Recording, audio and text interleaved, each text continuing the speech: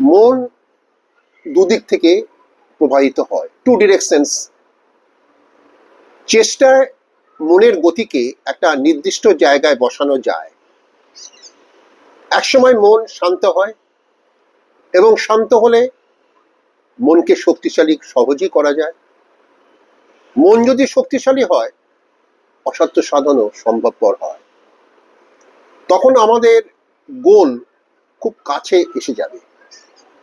আর মন যদি চঞ্চল হয়, তাহলে কি হবে?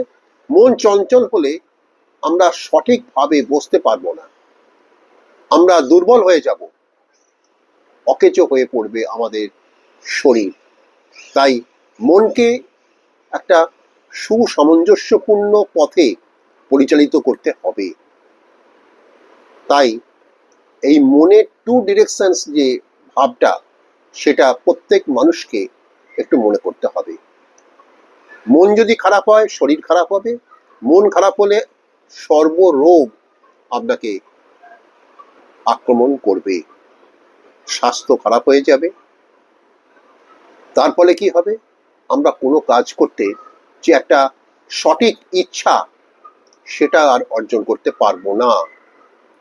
কোনো জিনিসই আমাদের একটা আকর্ষণ থাকবে না বা ইচ্ছা থাকবে না, সব নষ্ট হয়ে যাবে।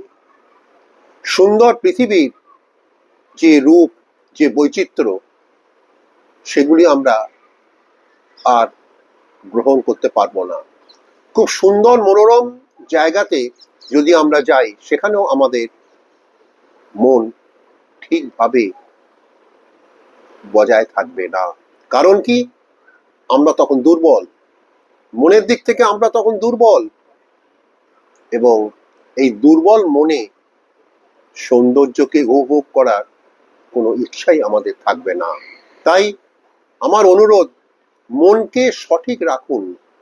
মন যদি সঠিক থাকে, সঠিকভাবে যদি মনকে রাখা যায়, কোনো রোগ আসবে না। যে কারণে আমি রিপিটেডলি মেডিটেশন, প্রার্থনা, ধ্যান, এই বিষয়ে প্রায় 60-70টা ভিডিও আমি অলরেডি লঞ্চ করেছি।